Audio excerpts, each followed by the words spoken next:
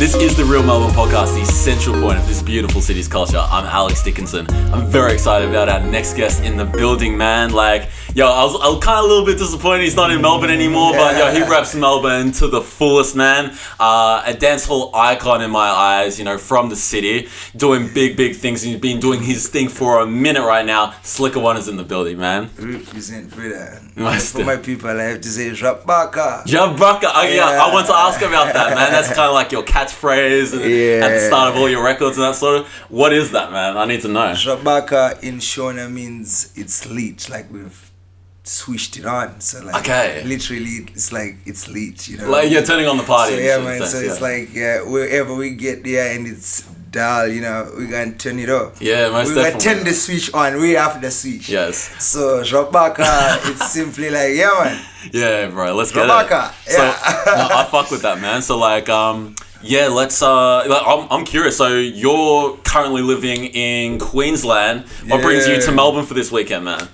This is a very big and special weekend, brother, because you know I haven't performed in Melbourne for almost 1 year, and then tomorrow there is Splash Festival. You know, today I had my private things I was celebrating with family and thing. You know, if you know, you know. You know what I'm saying? Yeah, man. Tomorrow it's Splash Festival and we have two Jamaican icons coming. We have Brick and Lace, the group, and we have also Anthony B, who's big in the reggae and the roots culture. And then we also have all the dope local reggae acts, DJs, you name it, the dancers who are going to be performing at the show. So it's going to be a big day. And then also on Sunday, I did a big tune which is going to be big in the summer because you're going to have it and you're going to play it first with Marvin Priest, you know. So crazy, yeah, man. So yeah, man, 2020, we say 20 plenty. So the Marvin Priest record is going to be more on the reggae vibes, I would assume, right? Yeah. Reggae and dancehall. More reggae, I would say. Yeah, there we go. Yeah, I was doing a bit of research with Marvin Priest, man, and like, it was kind of a shame to see him do like the pop side of things. Like that's how he got famous, that sort of stuff. But like he really gets down with, you know, the reggae stuff. Definitely, obviously from his father as well. Yeah, because like, you know, man is real Jamaican and it's in his heritage, and you know, so he does that. And I guess I don't know the truth, you know, like, but I guess because you're with a record label, they sort of take you want you to go a certain direction that is, you know, like in their eyes money-making scheme. You know, we have seen it with even Davido, you know, when he got the initial contract with Sony and that, and then like the type of music he was making until they, you know, they just say, you know what, do you, and then he got back into the hit zone again. So I think that's what basically it is. And like, yeah, I love Marvin pop style, but I love him the baddest when he's doing reggae dancehall. That's like, it's the most authentic side of him. Yeah, you know? man. So yeah. No, I feel that, man. Okay, so yeah, let's take it back to the beginning. Zimbabwean, right? Yeah. Born and bred? Born and bred in Zimbabwe. I came to Australia when I was about 18. Okay. Yeah. Somebody had to study uni over here. And then Melbourne, you know, Melbourne is, you know, I fell in love with the scene. And then I met a few friends of mine who were also into the music thing. But back in the day, I came in 2007. We're just doing it for fun. You know, like those who know me from day one or day zero, when I got to Australia, the group I was rolling with, Reach Over the Leaf, aka Dark Spade. I used to be a rapper. If you have heard about the guy who passed away, one of my best friends, The Apprentice, he was, you know, for me, he was the dancehall king of Melbourne. At the time, you know, he was running things. And then so we started off as rap because at that time I've always loved reggae within me and wanted to do reggae, but at that time, because you know the influence was more hip hop and stuff, and with my friends we started doing hip hop because we thought, you know, reggae would never be that big, or Afrobeats would never be that big. Like, but that's 2007 though, you know what I mean? Things that started coming up, and we did that but just for fun, you know, like singing, rapping at parties, doing that, you know, and eventually it started getting serious because like everybody who we came across always used to say, you guys are talented, do you record, where can we find your stuff? Like similar, these are different people, different cycles. And then until one day, as a group of people, we're like, look guys, man, we already do this for fun. Why can we not just try and, you know, do something now? So we came together. What are we gonna name ourselves? We started with Reach Over the Leaf, eventually changed to Dark Spade. And all that, yeah, we were doing rap songs. We've made a few hit songs within that. So like, Let Me Lace It, people know it. Yeah. And it's Dark Spade, we've made Money Coming In, No Clue, etc., etc. Until we came to a point like, we just had to be real with ourselves, you know? And then, yeah, me and Apprentice branched off, and Apprentice was semi-signed by Yard House Productions, which is, yeah, based here in Australia, by Tempa. Big up Tempa, because, yeah, he pushed the kid to do so much big things. And, yeah, Apprentice started doing dancehall.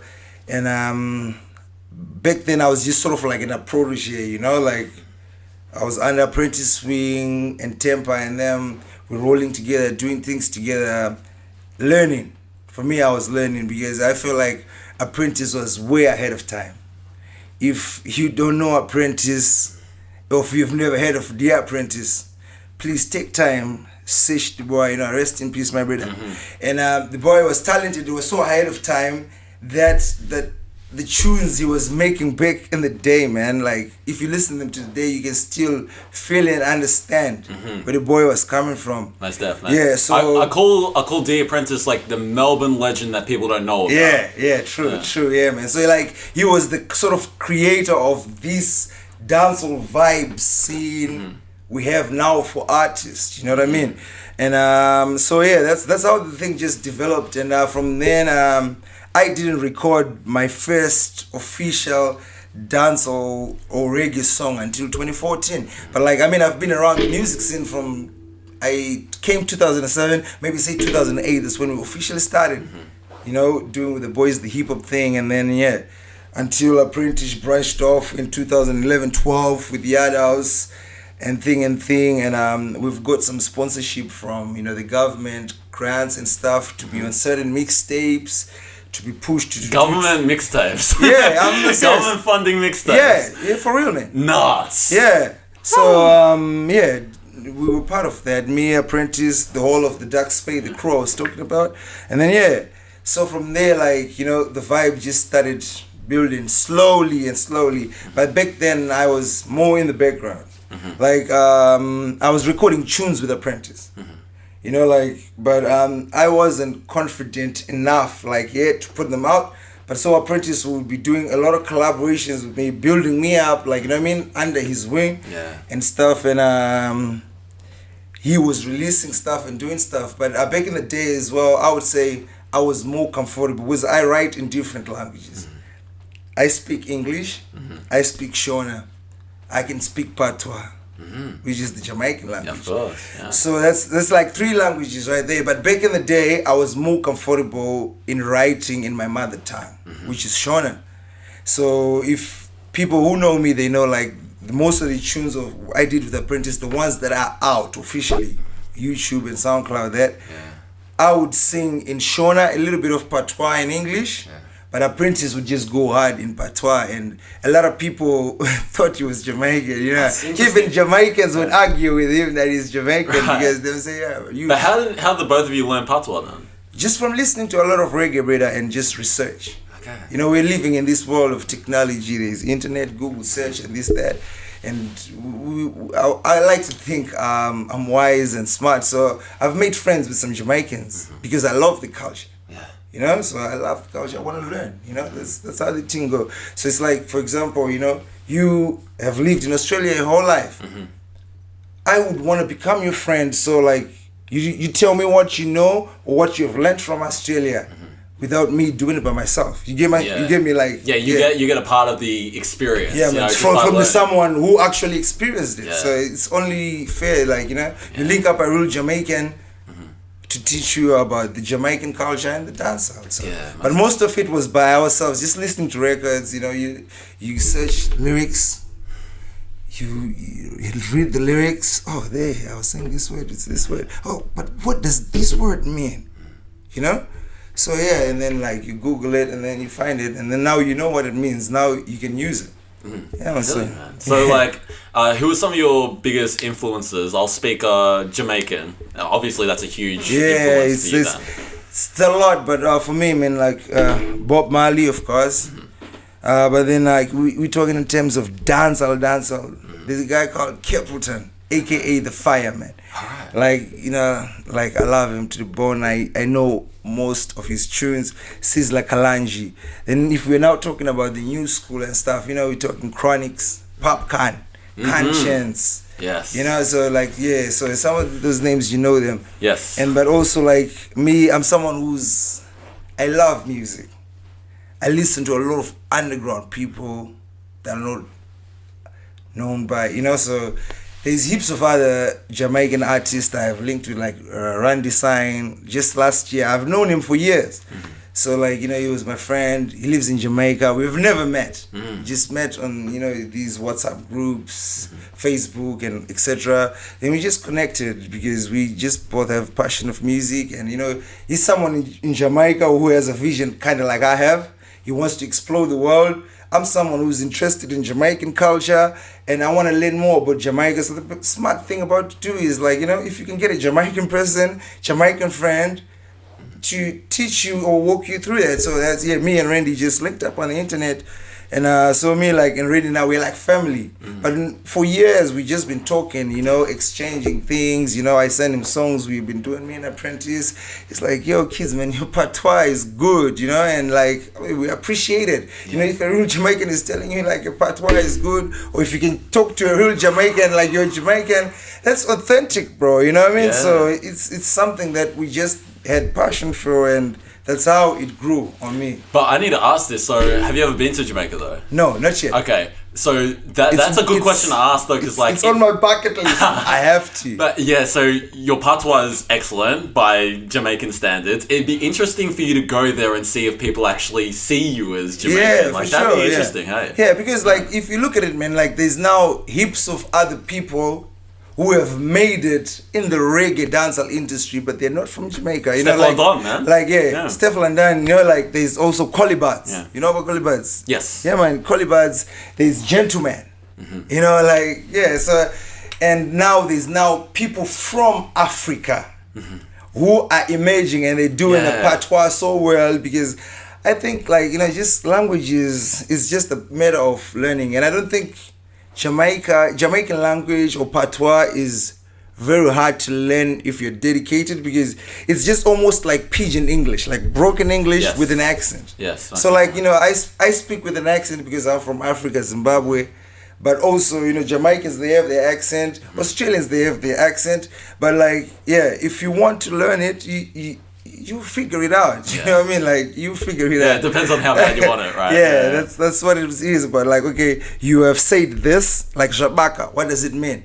I tell you, it's lit. So now you can use it in a sentence when you want. You know. So what that's I mean? Jamaican then. No, Zvabaka is Shona. Shona, then. That's Okay, Zimbabwe. there we go. That's my That's thing. you, right? That's my thing. Like, for, you know, it's mother tongue. Yes. So yeah. So Zvabaka means it's lit now. Okay. So yeah, like if we were in the room and we're like, Batidza my lights. So that, but if Zvabaka is now like, it's the past tense of Batidza. Do you get what I'm saying? So like, you have turned on the lights. So yeah, that's what it is. I feel you, man. Yeah, man. Do you enjoy dancehall or reggae more? Like to make the type of music? Because you're obviously great at both. I love more dancehall because it's just, it's up tempo, and you know it gets me to feel a certain type of way. But I also love reggae. So I think I have days. If you ask me a question, what's my favorite song? I don't. It depends on the day. On Mondays, it might even be the seasons or something. You know, like that, right? You know what I mean? Seasons is mad, But yeah, so on Mondays, I'll be feeling a certain song. Yeah. On Tuesdays, you know, I want a certain type of song. Yeah. On Wednesdays, I want a hardcore type of song, you know, Vibes Cartel, you know, Yeah, most definitely. Yeah, man. But yeah, I need to give you props because, like, you know, the Rude Gyal track, Mikado and Adrian, like that's a R&B, hip hop type thing. So like, but you know, Mikado kind of set the tone of like, you know, she's paying homage to, you know, Jamaica and that sort of stuff. Like, how did you approach the track? You know what I mean? Obviously, you came out with your original flair, but you're like, oh, this is kind of different, but I can rock to this. Like, what was it about? What happened with Mikata is Mikata has been she's like my little sister. Mm-hmm. I've been rocking with her sister for years. Mm-hmm. You know, like when I started as Slicker recording my first tune, Reggae Dancehall 2014-15.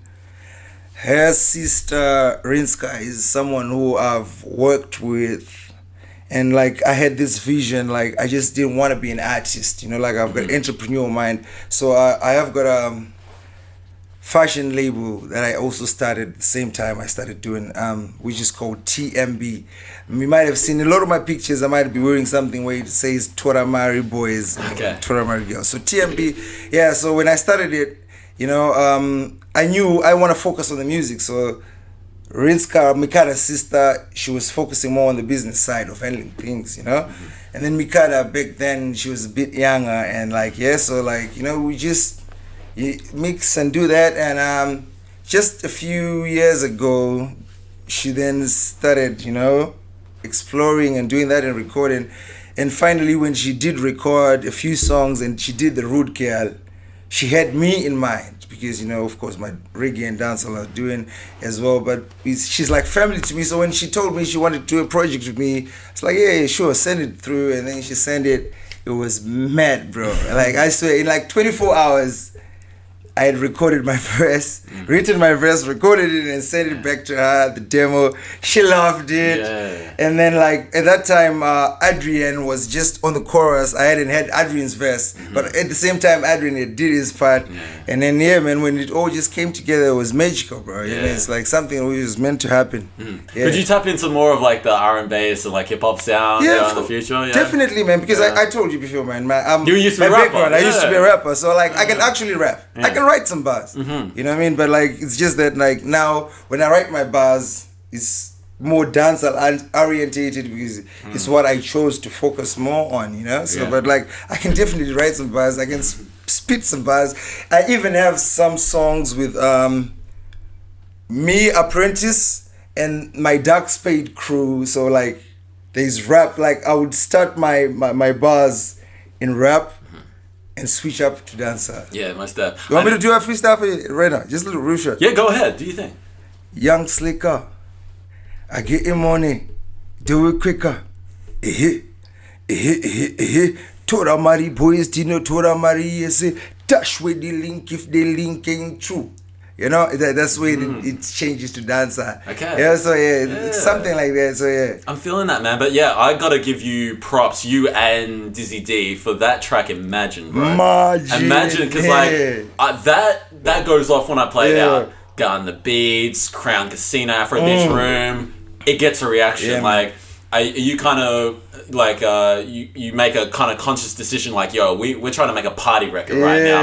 Was that the sort of idea behind Imagine? Yeah, because that's the other thing too. Because I feel like with music and collaborations, you know, you just don't wake up and be saying, okay, I want to go and collaborate with Benna Boy. There has to be some sort of like a connection. You know what I mean? For you to make, that's what I believe in. There has to be some sort of like, you know, like connection between the artist and chemistry. Yeah. You know what I mean? Like something that goes unexplained, like, you know, I'm going to do this and then you have to do that. You know what I mean? Like, okay, we want to make a solid record. Dizzy, what we want to talk about? I don't know, man. This thing, imagine. We talk about imagination. That's a brilliant idea. You know what I mean? Like, boom. That's like an idea, right? Then Dizzy is mainly based as a reggae artist, man. Like, I love his vocals. He's amazing, bro, you know? And so Dizzy and Apprentice, that's people I actually learned a lot from, you know? Like, right now, I'm starting to become a producer, artist. But, like, I'm an artist. Dizzy does everything. Apprentice used to do everything. Right. So these are people, like, you know, I was around a lot before I was in the front. Yeah.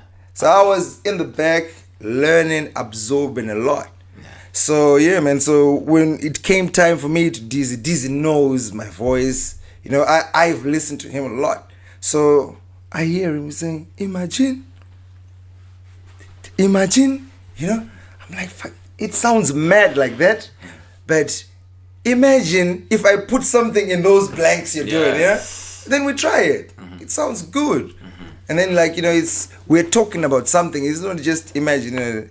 Imagine if you put in the work, we would not achieve certain things on earth. You know what I mean? Imagine if I never wise up and street smart, you could have never reached this. Probably could have been dead. Imagine if I never chose reggae music. It chose me, so I have to use it. You know what I mean? Imagine life, you know, Slicker One alongside DZD. Alive, we are pre. In Jamaican term, that means, you know, if you are pre something, it's something you look up to, you know, it's something you desire. Okay. You know what I mean? So like we're saying, you know, life and success is what we are pre. You know what I mean? We want to be successful. Yeah. Whether it's music or it's just me going to my 9 to 5 job or it's just me speaking in this interview, I want to be successful. Everything we want to do, we want to nail it. Yeah man. So 100%, man. Yeah, I want to bring things back to The Apprentice because like you've spoken a little bit about him already, but I want to give him his proper respects for you know what he's done here in the Melbourne scene. First of all, like how did you two link, and like what did you like you must have saw it early, like it was kind of like this in it's sense, like right? So like I said, I came in 2007, right? Apprentice came maybe mid 2008. So when I came from Zimbabwe as well. From Zimbabwe. So you two both met in Melbourne then, right? Me and him met in Melbourne. We were going to the same TAFE, which is in Chadston. Homeschool TAFE. Well, you kind of just baffled, like, oh my god, he's from Zimbabwe, I'm from Zimbabwe. We were studying the same course, so I was just 2 semesters ahead of him. Yeah. But it was kind of baffling, just like how much similarity, you know, like, you know, real recognized real, like, you know, like with the people you kind of like I don't know, there's some sort of a vibe or energy you will get from each other. So like Apprentice knew some of the guys who were in Dark Spade because Dark Spade started maybe let's say late 2007 or early 2008 before Apprentice came, right? But Apprentice had also gone to school with one of my friends, you know, like who was also in Dark Spade. So, but now these guys were going to Deacon and MIBT, and me and him were going to homeschooling. We were studying the same TAFE. One day we just meet in the lunchroom, you know, and I'm like, you know, he looks Zimbabwean. Yeah. So I'll be just like, hey, what's up in my language, you know? And then he responds in the language. Then you know, that's a test. I nailed it, yeah. Otherwise you'll be like, what? What we say? You know, so something like that, you know? Yeah, that's interesting. So then they'll be like, okay, we're from the same place. Now then, from there now, like, the conversation's open. Where do you live? You go to school, this, that, and then easy, Then from there, you know, I think from one conversation, you can determine if you're going to talk to somebody again. And then, like, you know, if you think, like, you have some sort of connection, you ask, you exchange numbers. And back in the day, like, Facebook was hot, bro. Like, was the new thing because we were on Hi-Fi. Yes, it was Hi-Fi, MySpace and Hi-Fi. There was MySpace and Hi-Fi. What's Hi-Fi? Right? It was kind of like MySpace. Okay, interesting. Like, we didn't get hip to that. No, I'm not here. No. I might be too young as well. So back in the day, like, you know, MySpace and Hi-Fi was hot. And then, like, so after we just had that initial conversation with Apprentice, and I was like, okay, what's your number? What's your, you know? I don't think Instagram was there. What's your Facebook? Then we just exchanged those details. And then, what are you studying? IT, security. Oh, me too. But I think I'm going to drop out this semester because, you know, like, it's getting too hard. Because I'd never done computers before, like, from me being brought in Zimbabwe, you know, I'm from the ghetto side, you know, so... And then it's like, it's difficult. And then we had also Asians in our class, so it's really hard to ask when assignments are hard and stuff. So I just thought, like, look, man, but I won't do marketing or advertising or something. That's why I finally changed to and ended up doing. So yeah, me and Apprentice just got that connection from there, exchanged numbers, and then everything was history after that. But when we were meeting there, after now, like, outside school, I'm like, I'm at my homeboy's house, you should come there. Then he shows up. Kuda, Kuda was his real name. Yeah. Yeah, niggas know each other. Yeah, we went to school together then. Oh, I used to see you in the hood. They used to live in the same neighborhood, you know what I mean? Like A lot of connection there. yeah, so like we're like it's a small world, you know, like we have met for like a week or so before I brought you to this group that I have met 1 year ago, and you guys already know each other. But like in the time we were chilling, we never had enough time to ask like, oh, do you know any other Zimbabweans who are here? Or like, you know what I mean? Like we're just getting to know each other, that sort of thing, and then yeah, that's how it happened. Yeah, man.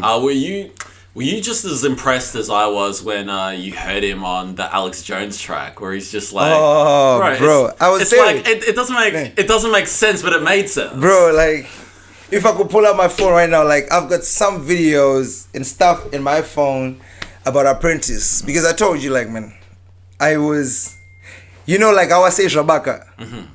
I've got a video in my phone when Apprentice started the Say Marasta. Okay. Because like I say Zvabaka, Apprentice says Say Marasta. So if he's at the show, he just says Say.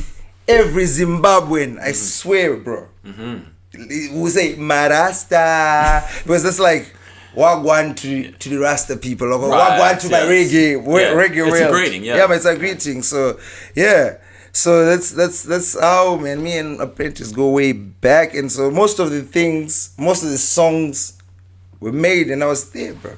I was there when it was happening. Yeah, man. And he even made, you know, the Tones tune, This Place. Yeah, he's got a song by Tones. Tones is another like Aussie rapper, hardcore. Okay, right. Yeah, man. You should find it. This Place, it's mad, and the A Jones too is out of this chest. Yeah, man. Crazy, right? Yeah, what's something about The Apprentice that most people probably wouldn't know about? Like you being so close to him and you knowing him on a personal level. Like what was just something about him, about his character? You know? Like that was really dope.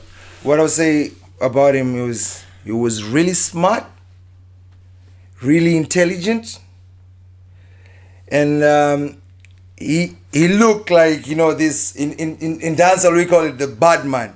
But like he was someone who was like really like soft and emotional, you know what I mean? Like he was just a loving human being, bro. Yeah. He was a awesome person to be around, or as a friend, or as an artist, or as a fan. He was up there, bro. The man was talented, super talented, brother. Most definitely, man. He would learn how to produce his song. You know what I mean? Like, I'm only starting to do this like I say 2014, 2015 is when I recorded my first song. Yeah. Only last year, that's when I've been like on Dizzy's case and other producers like, okay, what does the compressor do?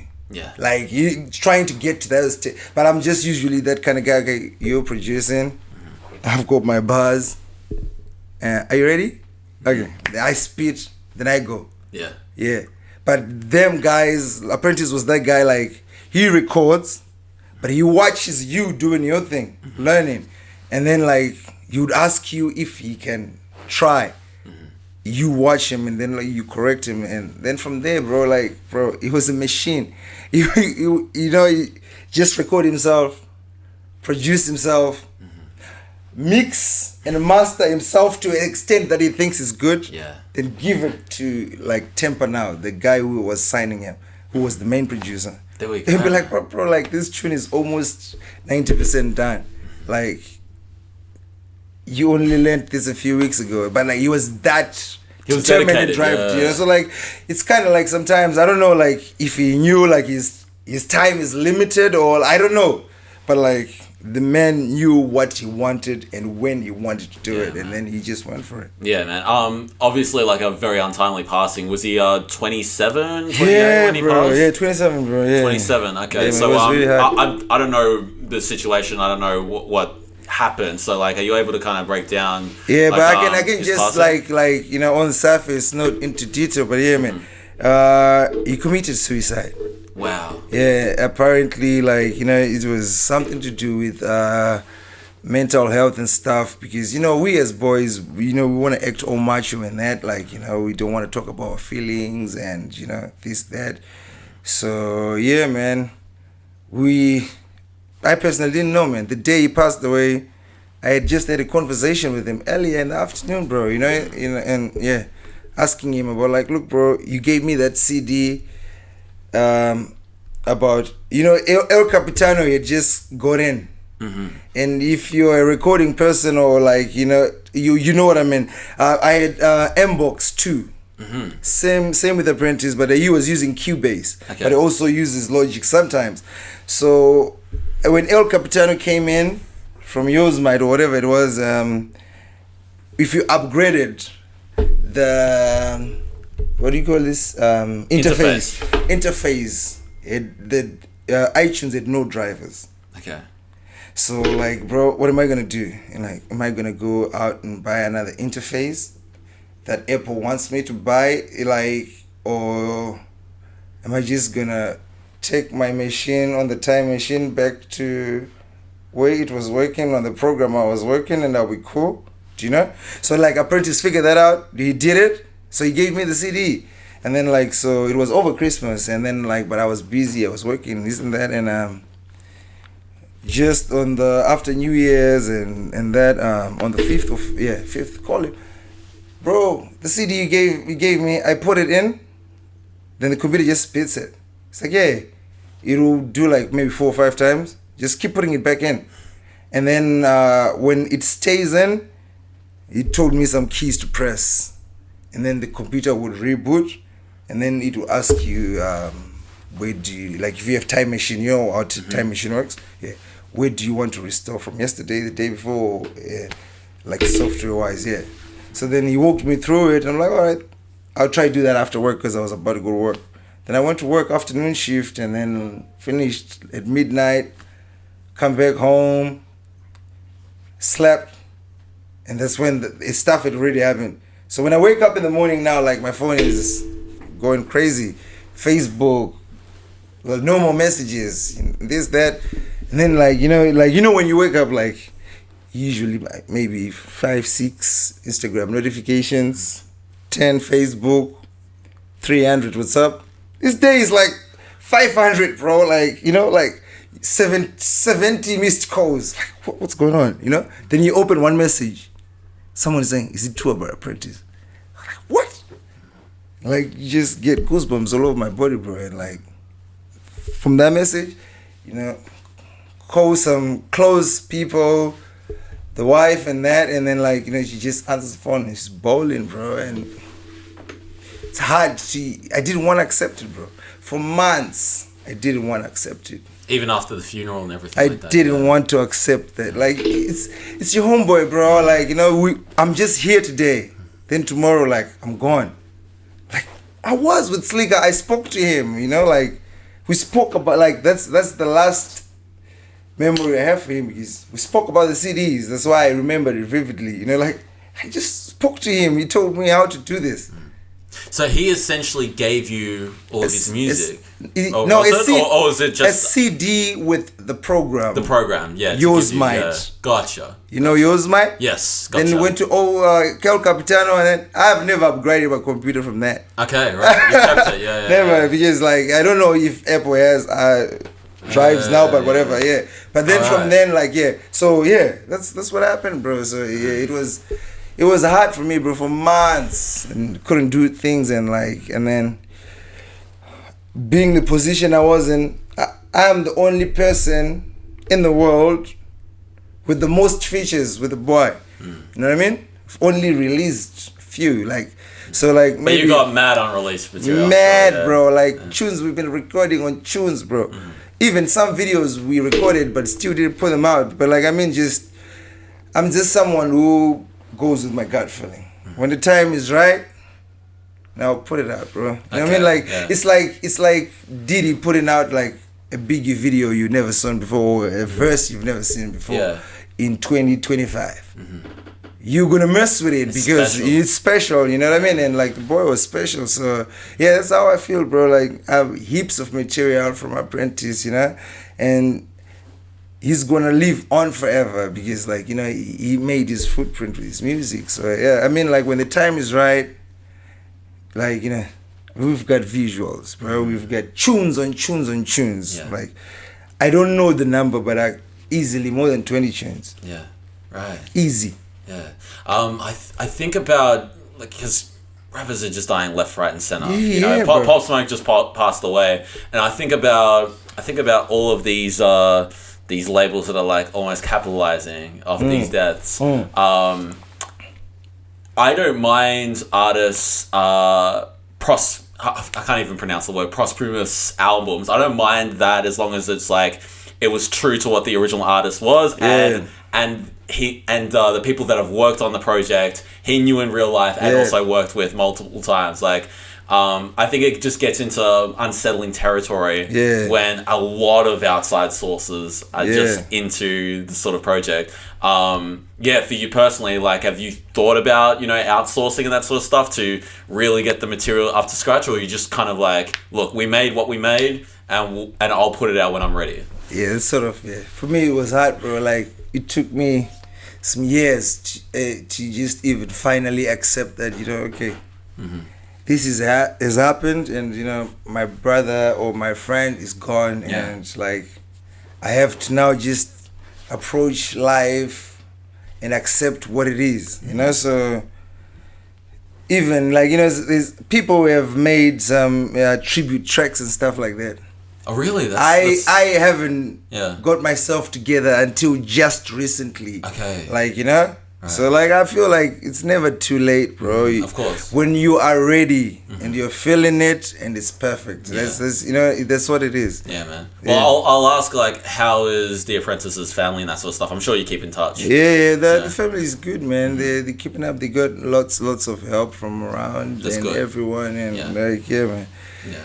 They're good. He's got a little boy, Cristiano, who's growing, and, you know, so, like, you know, he's good. And I've seen Cristiano on Cat's stories. He's rapping and stuff. So, you know, I mean, I think probably runs in the family. Who knows? Yeah. Cristiano might be doing dancehall in a few years and bring back Apprentice to life again. That's it. Yeah, man. I want to ask, because, like, we had Daniel Ilya on the show a couple of weeks ago, and he was speaking about how his people in Sudan, like, how they look at mental health, and it's just like the mentality is you just get over it. You just, like, you chill, move on, that sort of stuff. Whereas, like, him being here, it's like, oh, you know, you deal with it a lot more. Like, you really tap into the mental and you really try to work out issues and that sort of stuff. And he's close to it personally because he had a friend also, you know, that commit suicide. So I guess for you, like, how can we make change in, I'll say specifically in African communities, where it's like we're taking mental health a lot more seriously?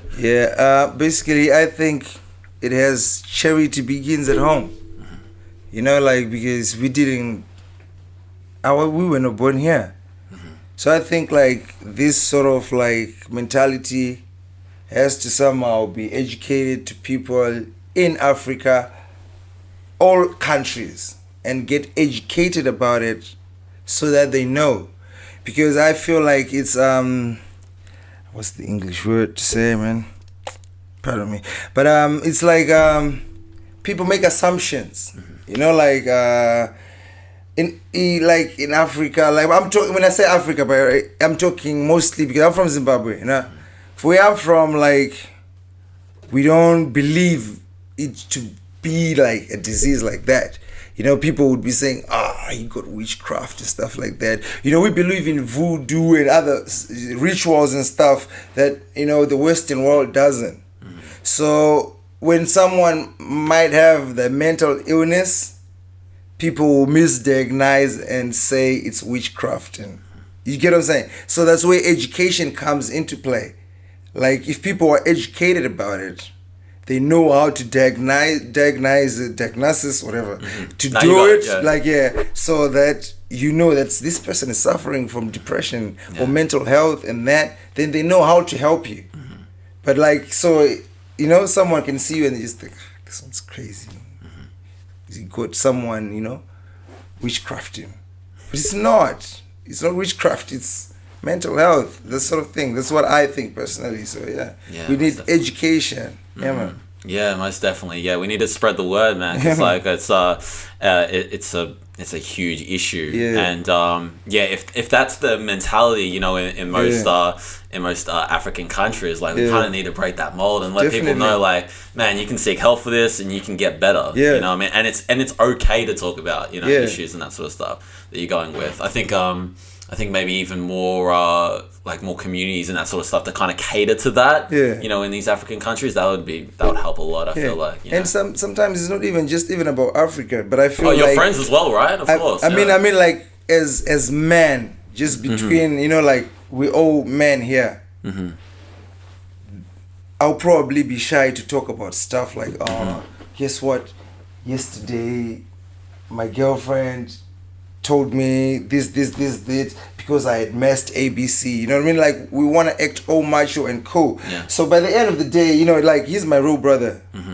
David is my real brother. Like, we blood.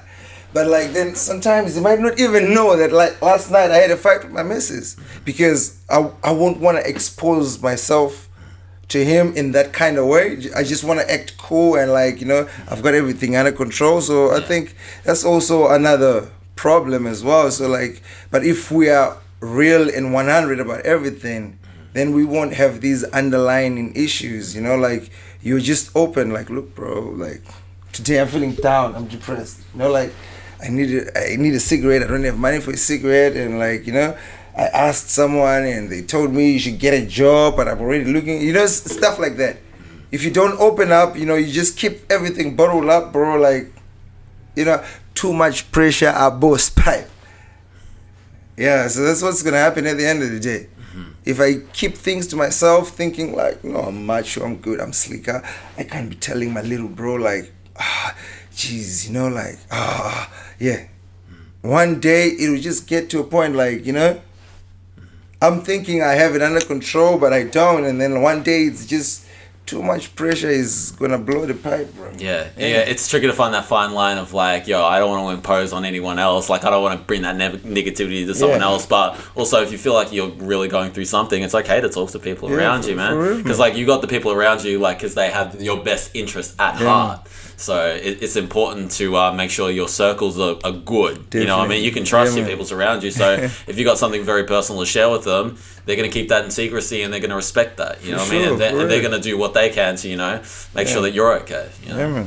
Most deaf, man. But no, I gotta give you props, you know, keeping his legacy alive, man. Thanks, like, man. I didn't even have to bring up his name. You already brought it before me. You know what I mean? Because, you know, that's the love and respect that you have for it, man. So, blessed to you, man. Thanks, man. Yes, I'm not the only one trying to, you know. So he's also Ben City Queens. Yeah, they did a lot for him. Like, they did workshops and tried to, you know, make everybody aware and things. So yeah, it's been a community thing, man. I think everyone in Melbourne and as far as Australia wide who knew Apprentice, they've tried to, you know, try to keep his legacy alive. But sometimes all I just want to say now is this is not because of me. Or, you know, like, I've seen it also with Nipsey, bro, and Kobe, you know, like, bro, don't buy someone flowers when they're dead, bro. Appreciate when they're alive, That's it, bro. You know what I mean? Like, we have so much mad talent within Australia that we probably don't even need to be getting artists from overseas to be doing shows. But, like, you know, people just overlook it. And then, like, they just think, we know Slicker, you know what I mean? And, like, and then people don't support you. But the moment then they hear, Slicker has passed away, now your streams are shooting up. Like, what's the point of that? Like, you know, I couldn't experience it when I was alive. So I think we should show love when someone is alive. It's like an accessibility thing. It's like, if that person is accessible, it's like, whatever. But if you can't access them, whether it be they've passed or they're overseas or whatever it is, it's like, okay, now they're unattainable. We want it. So that's kind of disease we also have to kind of get rid of. Yeah, most definitely. We need to support the local. You know, local is lekker. That's what it is, man. But yeah, man, this has been a really good chat. Like, I really appreciate you coming down, man. What's next for Slicker One, man? 2020, I have, like I mentioned before, man, I've had a few more collaborations. I've done collaborations in the past, but, like, it was kind of rationalized. because some people didn't want to work with me. Some people didn't rate me back in the day. But then, like, as of lately, bro, like, yeah, man, the work rate has increased, doubled. I've got heaps of collaborations coming. Yeah. Big names, small names, no names, doesn't matter. But for me, it's music, and yeah, I've got heaps of collaborations coming. And 2020, April, May, Slicker is dropping an album. Okay, there we go. So, it's been a minute. Yeah, it's been a minute since 2016. Yes, yes. When I first came out, that's when I came out with an album. Then since then, because I didn't get the response I wanted from the first album, I thought it was good to go for singles. And yeah, done enough singles, done enough collaborations, like you said. Yeah, Imagination. Imagine with Rude Gyal. I've got, you know, a song with Pasika. He's a South African singer as well. Yeah, from Melbourne as well. Yeah, now I've done a song with Marvin Priest. You know, I've done a song with heaps of other celebrities from Zimbabwe, some Jamaican artists, you know, and yeah. So 2020, I've decided. Your time is now, by the sounds of it. Yeah. 20 April, I'm going to give you an album. Definitely. Yes. Any last words you want to leave with before we get into these freestyles? I just want to say, you know, big up everybody in a Melbourne city. yeah. And, you know, I really appreciate the support and the love. And I just want to urge everybody who loves the local music, you know, say, push it, support it. If you love some artist, share their music. Appreciate them while they are still alive. Don't be shy. Message them, DM, do whatever you have to do. Buy them flowers whilst they're still alive so they can say thank you. That's all I'm just saying, brother. And one love. We are all one. Doesn't matter white, black, Chinese, red, blue, or brown.